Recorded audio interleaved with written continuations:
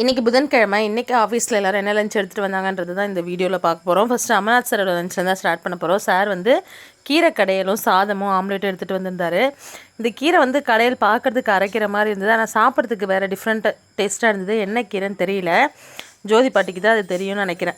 Next Brinda madam வந்து சாதமும் சங்கரா மீன் குழம்பு எடுத்துகிட்டு வந்திருந்தாங்க. அதில் கத்திரிக்காய் போட்டுருந்தது. எப்பயும் போல் உங்களுக்கு சாதம் சூடாக தான் வந்திருந்தது. மீன் குழம்பு, அப்புறம் இதுக்கு தொட்டுக்கிறதுக்கு உருளைக்கிழங்கு சிப்ஸு இதெல்லாமே வந்துருந்தது. நெக்ஸ்ட்டு சந்தோஷ் சாரோட லஞ்ச் தான்.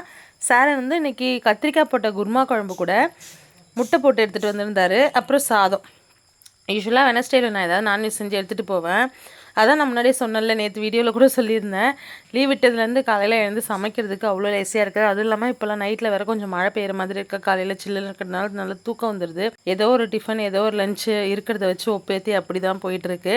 அதனால் இன்றைக்கி காலையில் வந்து சாதம் வடிச்சிருந்தேன், ஆனால் இட்லி எடுத்துக்கலாமேன்ட்டு இட்லி சாம்பார் எடுத்துகிட்டு போயிருந்தேன். உமா சிஸ்டர் ஹாய் சொல்லியிருந்தீங்க. ஹாய் சிஸ்டர், வீடியோ பார்த்துட்டீங்கன்னா கமெண்ட் பண்ணுங்கள்.